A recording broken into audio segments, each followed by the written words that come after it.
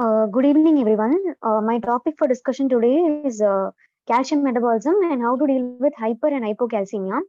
And sorry for the image quality. When I converted it to PDF, the image quality went down. So now first, let us look at the basics of calcium metabolism. So first, calcium is the most abundant extracellular cation on the body. Our body totally contains about 1000 grams to 1300 grams of calcium, and almost 99.3% of it is actually concentrated in the bone in the form of hydroxyapatite crystals along with phosphorus. And then 0.6% of it is actually present in the soft tissues, and only 0.1%, which is actually clinically important, is present in the ECF. And among the 0.1 percentage which is present in the ECF, almost 40% is complex with albumin, and this is extremely important for calculating adjusted serum calcium, which I'll be explaining later on. 10% is present in the form of complex cation along with phosphates and bicarbonates, and 50% is present in the form of free ionized calcium. And this calcium is the one which is physiologically active. And this calcium is the one which is able to exert a negative feedback mechanism on parathormone secretion as well. So, the normal total body calcium level is only considered as between 8.6 to 10.3 milligram per deciliter. But ionized calcium is only going to be half of it, which is roughly around 4.8 milligram per deciliter. So as I said, since 40% of the calcium is actually complex with albumin, if there is going to be hypoalbuminemia, there's also going to be hypocalcemia.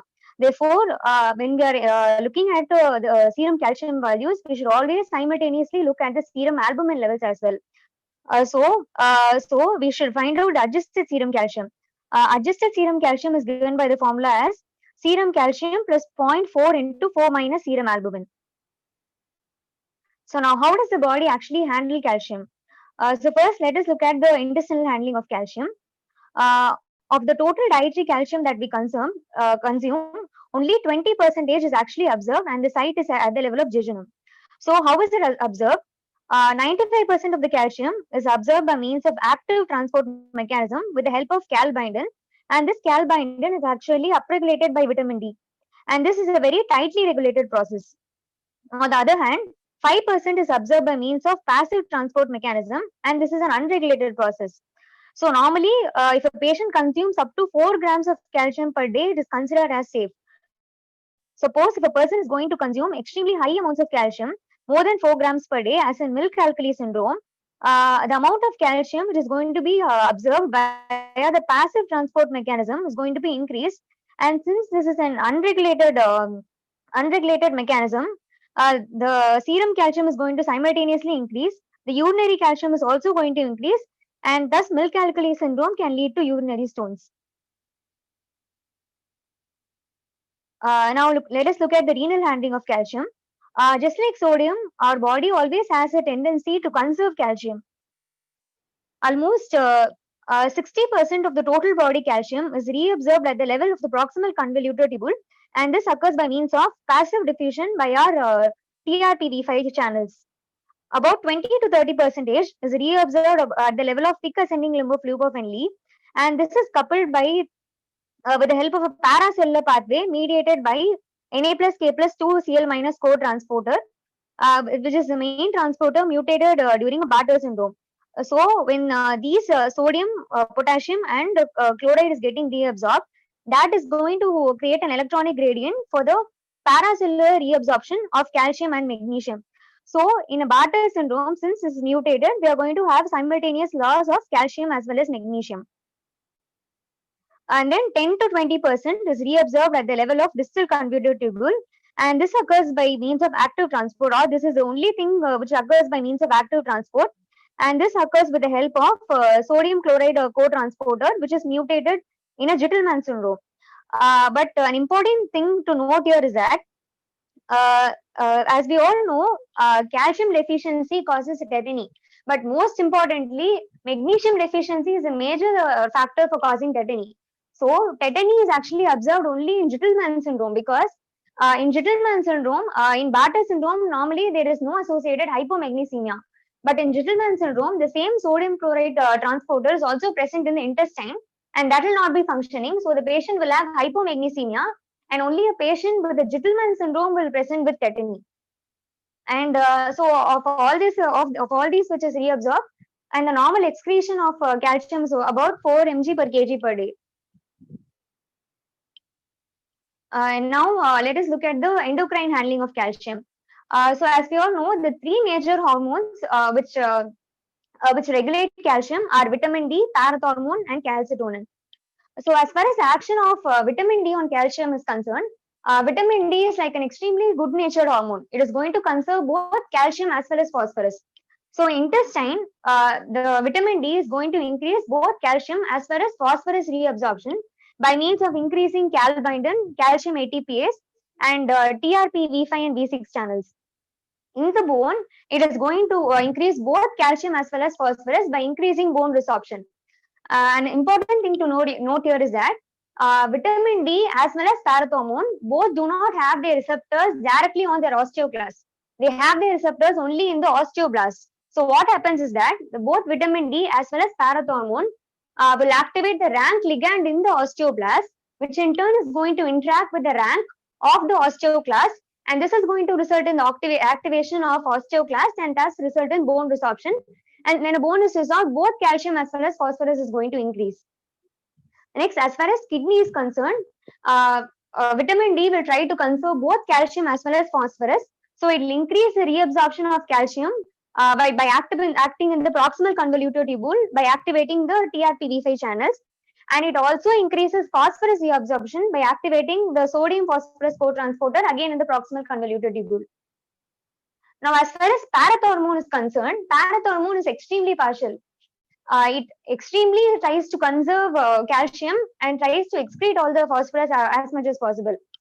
So as far as intestine is concerned, it will again increase both calcium as well as phosphorus by increasing the activity of vitamin D. Phosphorus will lead to activation of 1-alpha hydroxylase, and this 1-alpha hydroxylase is the one which is important for conversion of 25-hydroxylase to 1,25-hydroxylase in the kidney. Therefore, by directly increasing vitamin D, it will indirectly increase both calcium as well as phosphorus reabsorption in the intestine. As far as bone is concerned, again through the rank ligand interaction, it will increase both calcium as well as phosphorus. An interesting thing again to note here is that continuous absorption of parathormone actually causes bone resorption, whereas intermittent stimulation or administration of parathormone will cause bone activation or bone formation. And then the only place where vitamin D and PTH differ is at the level of the kidney, where parathormone will increase only calcium reabsorption and it will cause phosphorus excretion. So the net effect is it increases serum calcium and decreases serum phosphorus. Calcitonin is the only calcium lowering hormone in the body. And here in the bone, what we need to note is that calcitonin directly has receptors on the osteoclast and it will directly inhibit osteoclast, prevent bone resorption, and thereby reducing the serum calcium levels. And in the kidney, it increases calcium excretion. So first, now let us understand hypocalcemia and then go for hypercalcemia.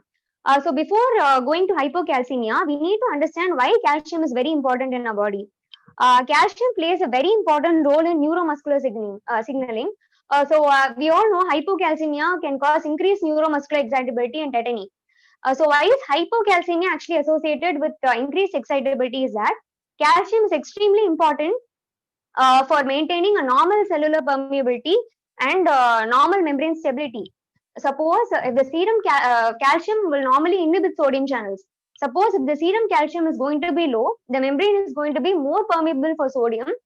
More sodium will be able to come in. The membrane potential will become less negative, and the cell will be depolarized and hyperactive. And calcium is extremely important for cardiac contractility. As we all know, in a ventricular smooth muscle, a ventricular action potential curve, the phase 2 is actually influenced by L-time calcium channel. And the depolarization in SA node is not because of sodium channel, it's actually because of calcium channel.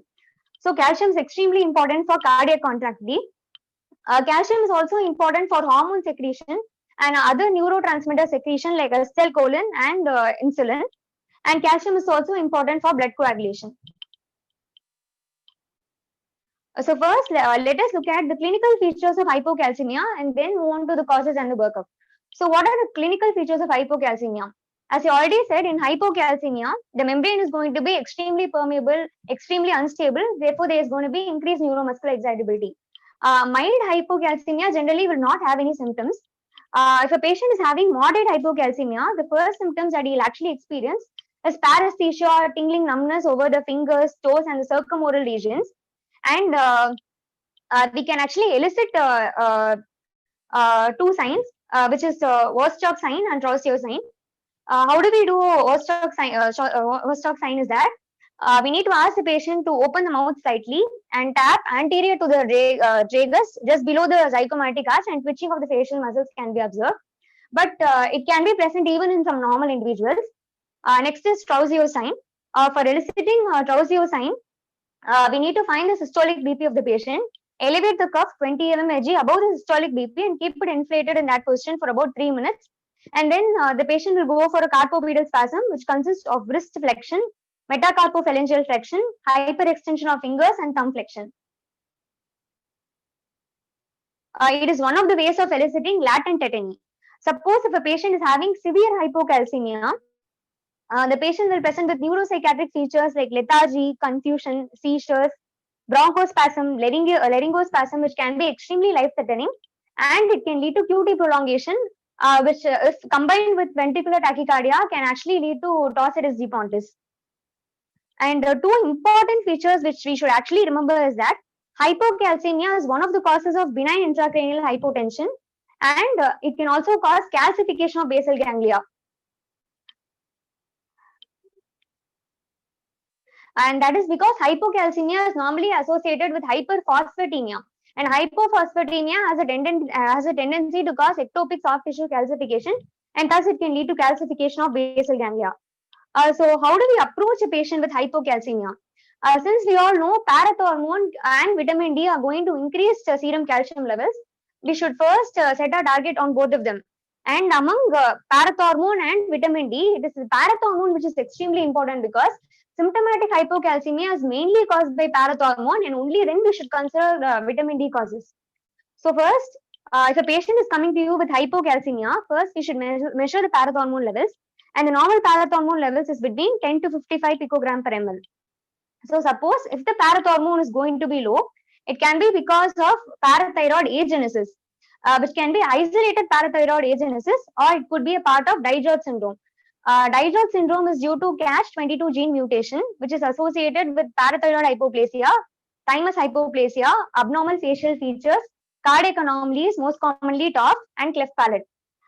Or it can be because of acquired parathyroid destruction, which could be surgical, which is an extremely common complication during thyroid surgeries.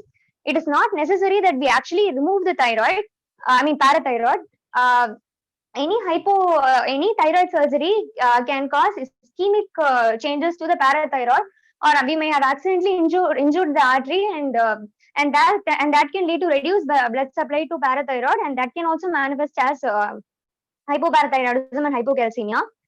It can be radiation-induced destruction or infiltration by any tumors, or it can be autoimmune destruction, especially if it is associated with type 1 diabetes, Addison's, or Graves or Hashimoto. We should always rule out autoimmune polyendocrine syndromes. Or it can be because of reduced parathyroid function due to hypomagnesemia. Both hypo as well as hypermagnesemia will cause hypocalcemia. And as we already read, hypomagnesemia is one of the causes of refractory hypokalemia. Hypomagnesemia is also one of the causes of refractory hypocalcemia. How magnesium affects parathyroid function is that magnesium is important for normal functioning as well as secretion of parathormone. So, therefore, when there's going to be hypomagnesemia, there's going to be hypoparathyroidism. And how hypermagnesemia actually influences parathyroid function is that hypermagnesemia can activate calcium sensing receptor. So normally, how parathyroid functions is that one of the major triggers for parathormone release is low serum calcium. So this low serum calcium is actually sensed with the help of calcium sensing receptors, and these calcium sensing receptors are normally present in the parathyroid glands, the kidneys, as well as the brain. So whenever this low serum calcium is sensed by the calcium sensing receptors in the parathyroid, it is going to stimulate parathormone production. Suppose if the levels are adequate, it will inhibit the parathormone secretion. So this hypermagnesemia will mimic calcium and it will falsely activate calcium sensing receptors, and it can trick the parathormone. Therefore, the parathormone will not be released, and there is going to be hypocalcemia. Another cause is autosomal dominant hypocalcemia, where there is going to be self-activating mutations in the calcium sensing receptors based on the same mechanism. So these are the causes of hypocalcemia associated with low parathormone levels. So now, suppose if the parathormone levels are going to be normal, or if it's going to be high, then it's definitely, the hypocalcemia is definitely not due to hypoparathyroidism, and now we need to shift our focus, or only after that now we need to shift our focus to vitamin D. So the second cause is going to be vitamin D deficiency or impaired vitamin D action, which can be nutritional or also known as rickets. It can be due to renal deficiencies. Since we all know, kidney has 1-alpha hydroxylase enzyme, which is important for generating active form of vitamin D, or it can be due to peripheral end organ resistance. The second cause can be parathyroid resistance syndrome, also called as pseudo hypoparathyroidism, which we'll be looking on later on. And this is very important. What are the drugs which can cause hypocalcemia?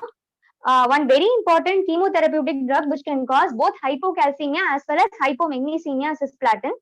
And as we all know, bisphosphonates can cause hypocalcemia. And other drugs which can alter vitamin D metabolism and thus cause hypocalcemia are phenytoin and ketoconazole. What are the other miscellaneous causes of hypocalcemia are acute pancreatitis, rhabdomyolysis, tumor lysis syndrome, burns, hungry bone syndrome, and osteoblastic mets. In acute pancreatitis, there is going to be a release of excess bicarbonate enzymes which can chelate calcium. In rhabdomyolysis, tumor lysis syndrome, and burns, what is going to happen is that phosphorus is a major intracellular ion. So in all these conditions, since there is going to be lysis, excess phosphorus is going to be released from the cell, and this hyperphosphatemia is going to in turn reduce the parathormone secretion and thus cause hypocalcemia. Next is hungry bone syndrome, which can occur following surgical removal of parathyroid. Since we've completely removed the parathormone, the bones are going to be extremely hungry, devoid of both calcium and phosphorus. Therefore, it will completely try to eat all the calcium and phosphorus, and it can cause hypocalcemia. Second, or it can also occur due to osteoblastic mets, especially in prostate cancer. So now, let us also look at other important causes of hypocalcemia, which are metabolic and respiratory alkalosis. Because bicarbonate can chelate with calcium, and hypocalcemia is also commonly associated with sepsis, toxic shock syndrome, and massive transfusion of citrated blood. Therefore, while doing massive transfusion, for every 4 units of blood transfused, we should always give 10 ml of 10% calcium gluconate. So, how do we actually work up a patient with hypocalcemia?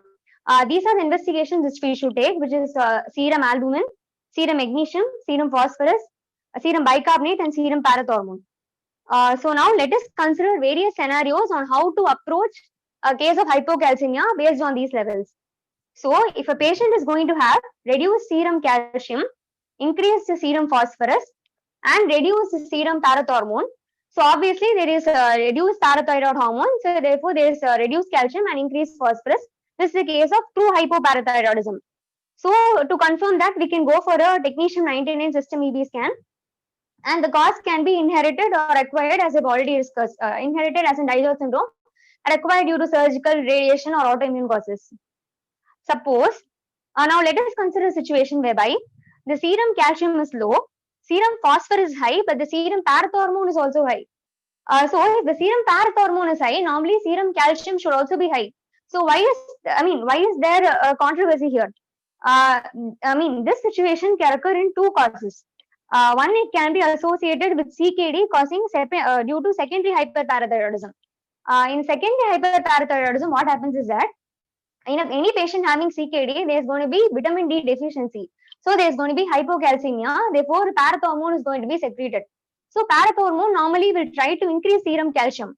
But in a patient with CKD, the patient will not be able to conserve the calcium, and he is going to lose a lot of calcium through the urine. So there's going to be hypocalcemia, and the patient will also not be able to excrete out phosphorus. So there's going to be hyperphosphatemia.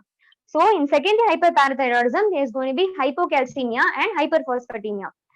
There's one more condition which is tertiary hyperparathyroidism, which is actually, which actually presents in a situation whereby, that will be discussed in hypercalcemia. So what is the other condition is that it could be because of pseudo hyperparathyroidism because of end-organ resistance to parathormone. So parathyroid is normally secreted or even in fact more so secreted, but the end organs are not receptive to the parathormone. Therefore, there is going to be low calcium and increased phosphorus. The pseudo hyperparathyroidism is due to mutations in the GS alpha receptors, and it is of two types, type 1 and type 2. Type 1 is associated with complete end organ resistance to parathormone, and it can be further classified into type 1A and 1B.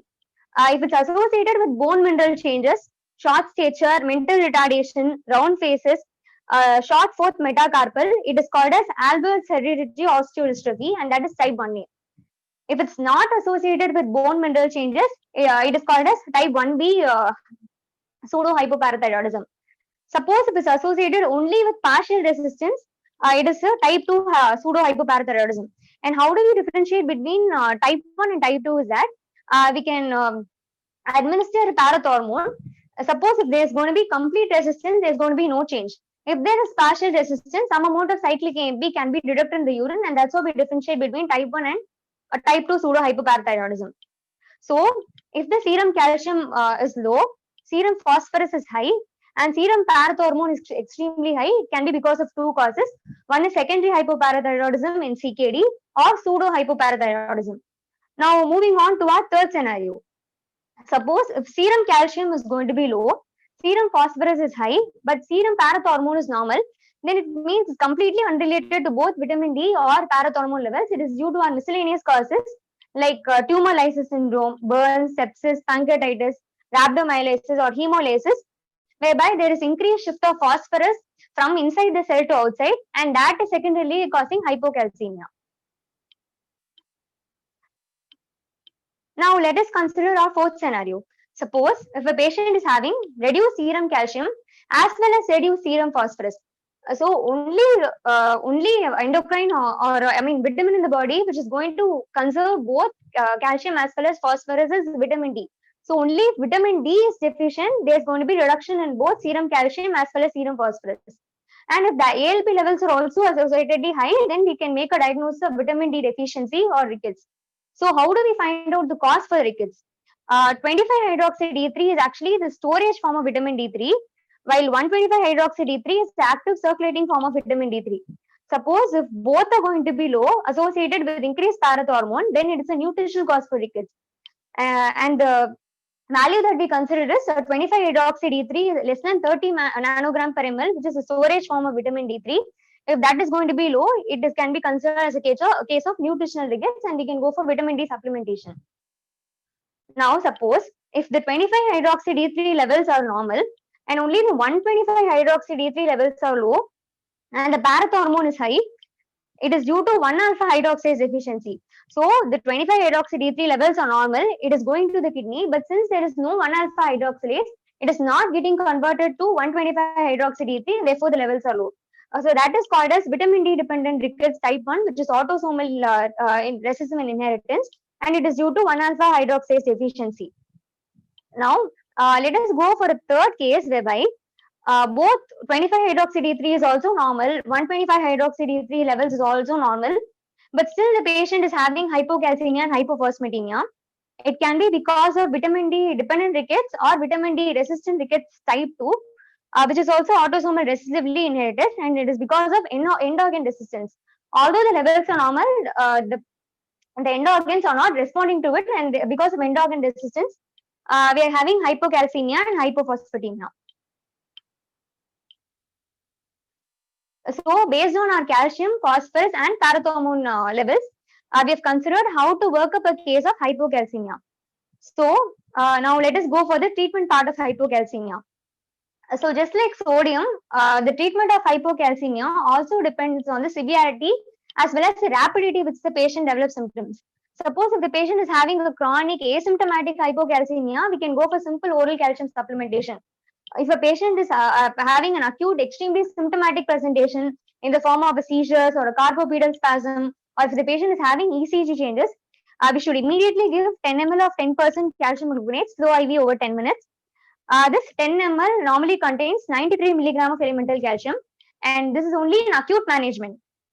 This should always be followed by a continuous infusion of roughly about 5 grams of calcium gluconate in 500 ml of 5D or 0.9% normal saline at the rate of 1 to 3 milligram per kg per hour. So after this, we can this actually the second one is the one which is actually mentioned in Harrison, which is 10 ampules or 900 milligram of calcium gluconate in 1 liter of 5D or 0.9% normal saline over 24 hours.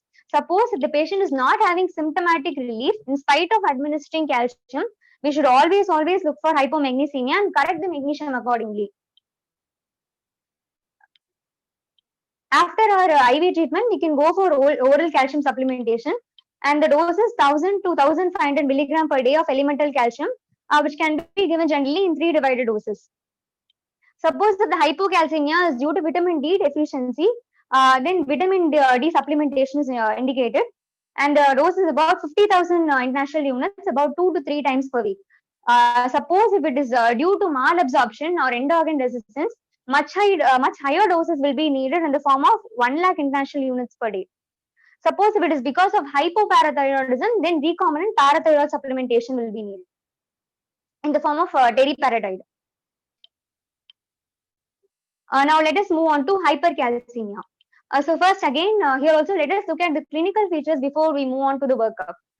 So what happens in hypercalcemia is that suppose if the level of hypercalcemia is mild, the patient can have mild concentration difficulties, depression, only subtle personality changes will be there.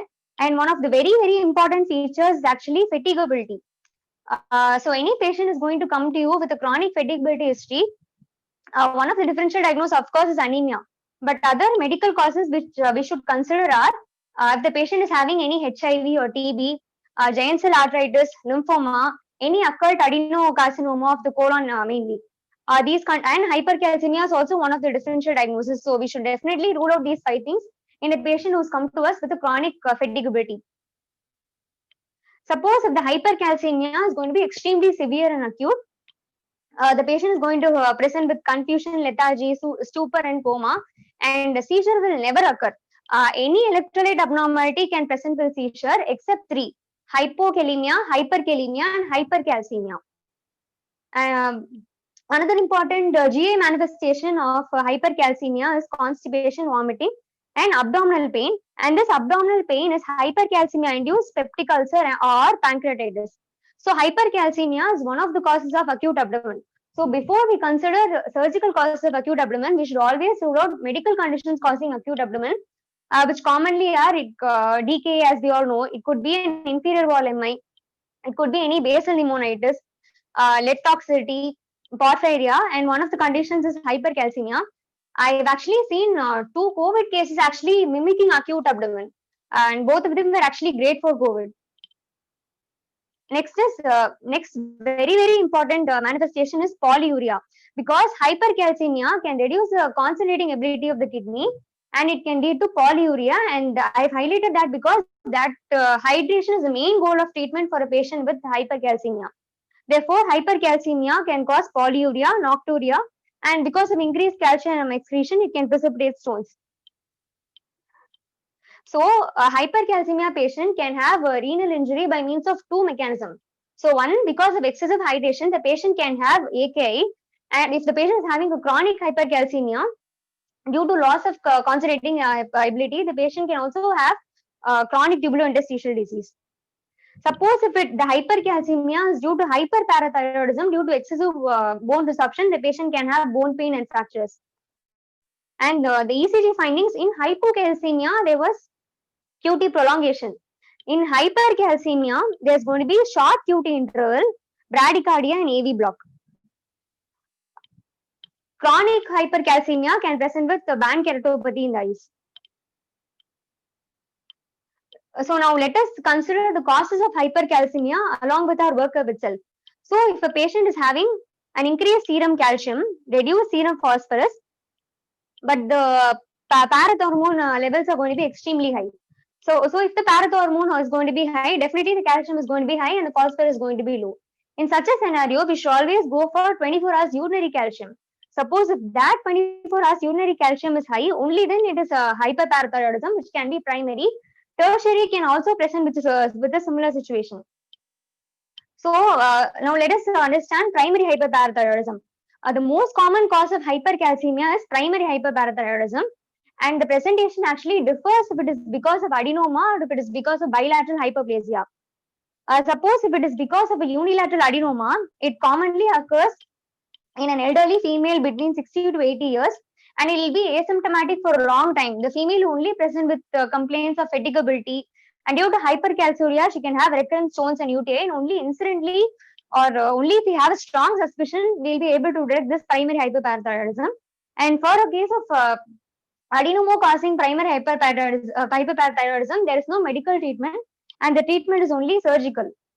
So what are the important points is that since there's going to be excessive bone resorption, the bones will be extremely weak, and since there is no enough time for mineralization to occur, the bones will be actually be replaced by macrophages and other cysts, and that is called as osteitis fibrosa cystica or brown tumor.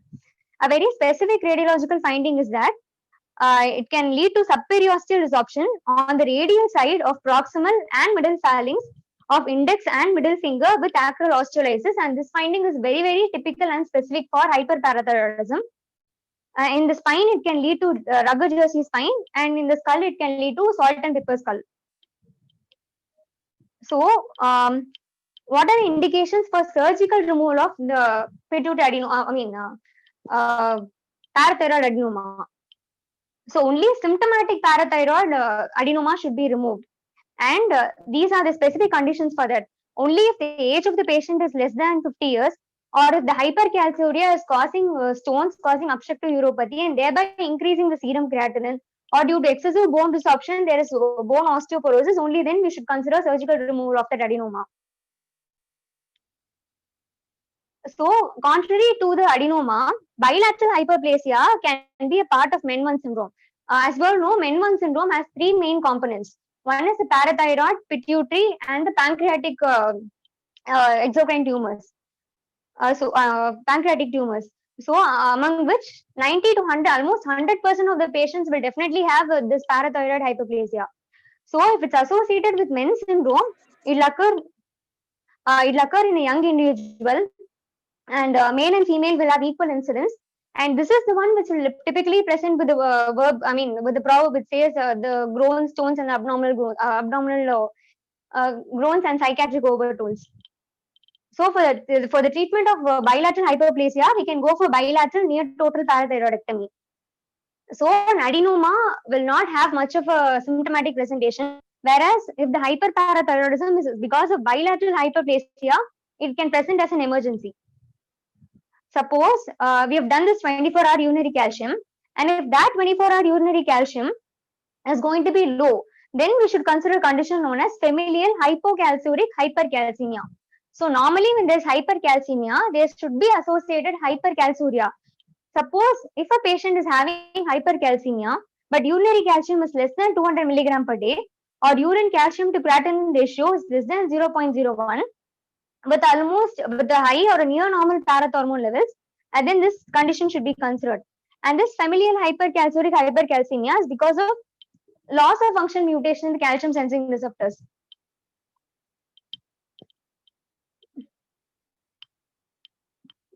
So now let us go for a second scenario, and this is extremely important.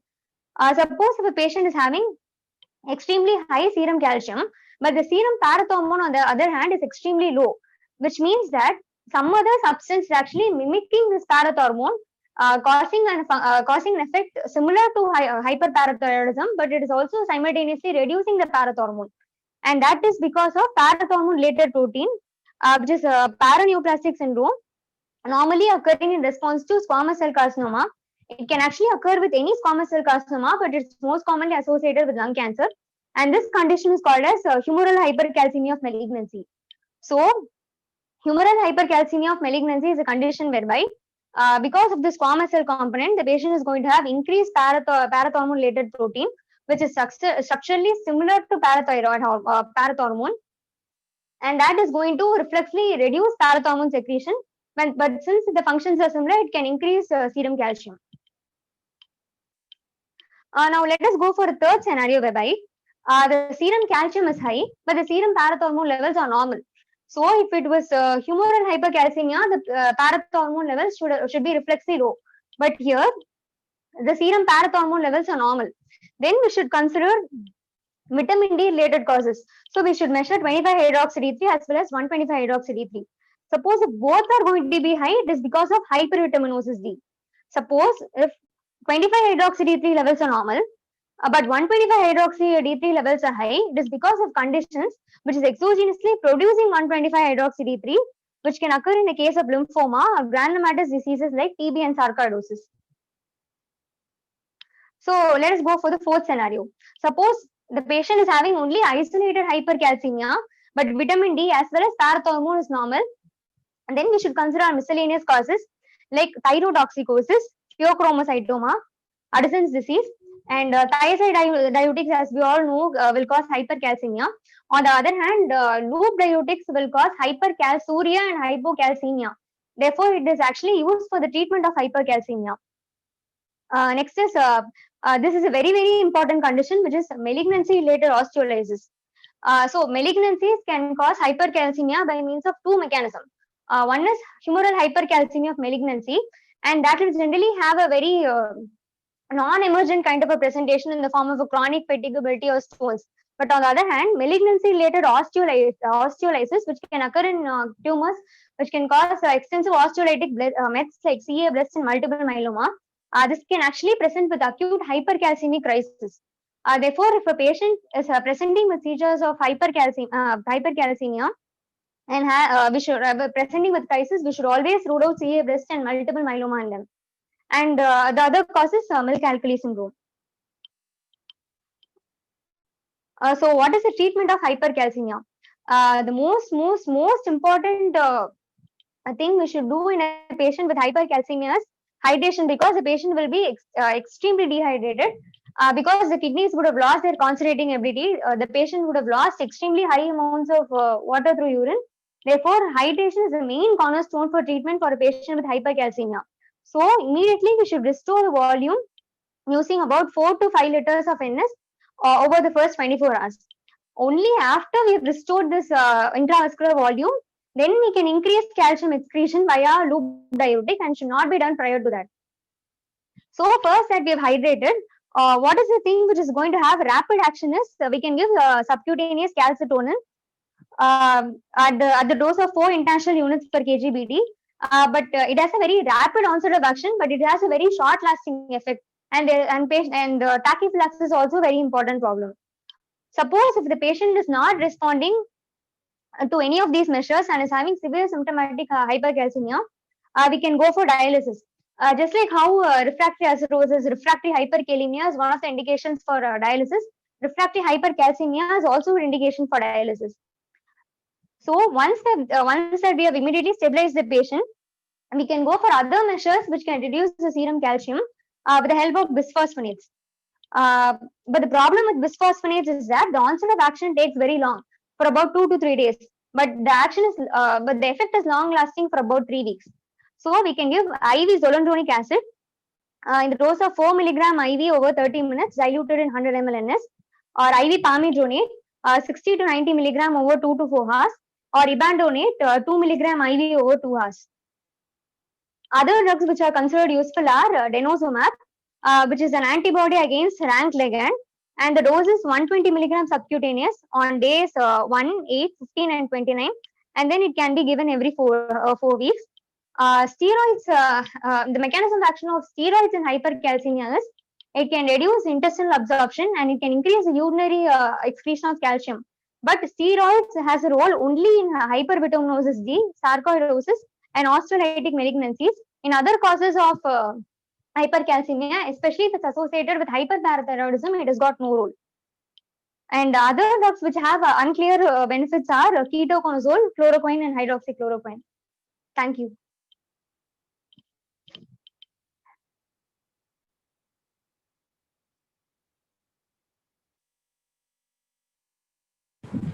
That was very good presentation, ma. Excellently laid out. Okay, sir. You almost said everything. I have nothing much to add. Okay, va. So extra சொன்னோம்னா பெருசா எதுவும் இல்லை. ஒரே நிமிஷம்.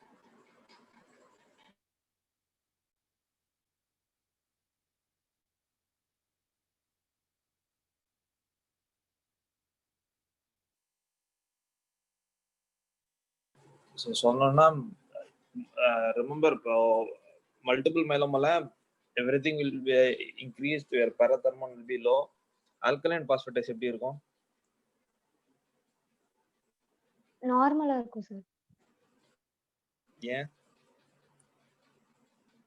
ஏன்னா bone formation இருக்காது.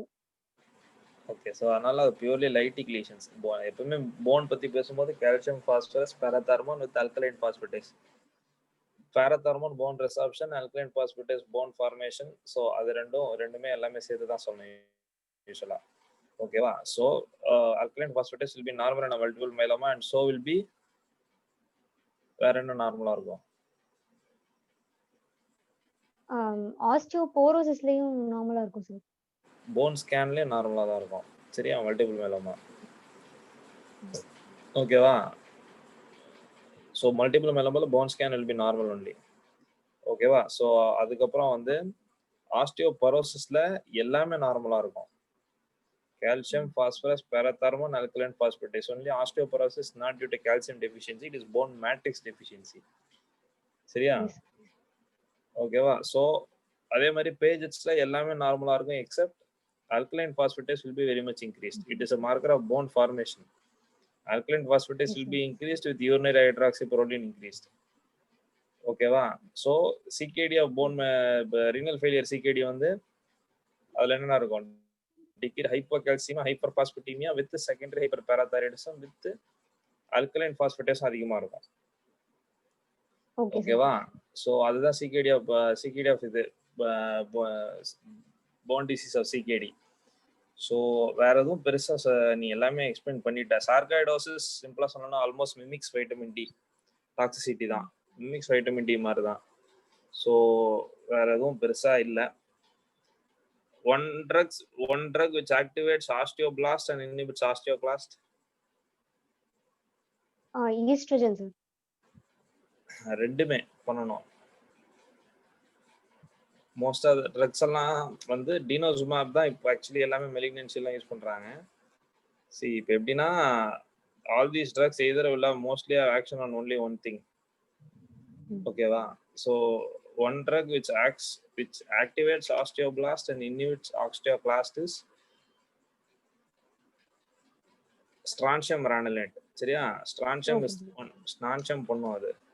Vitamin D activates only osteoblast. ஓகேவா? Denosumab வந்து rank ligand inhibitor of rank ligand interaction is bisphosphates and calcitonin. ஓகேவா? ஸோ வேற எதுவும் பெருசா இல்லை. That's it from my side. So anyone else?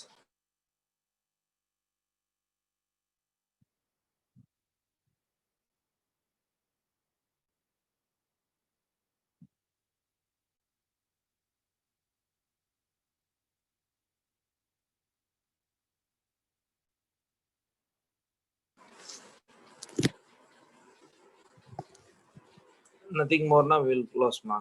Nice presentation, ma. Thank you, sir.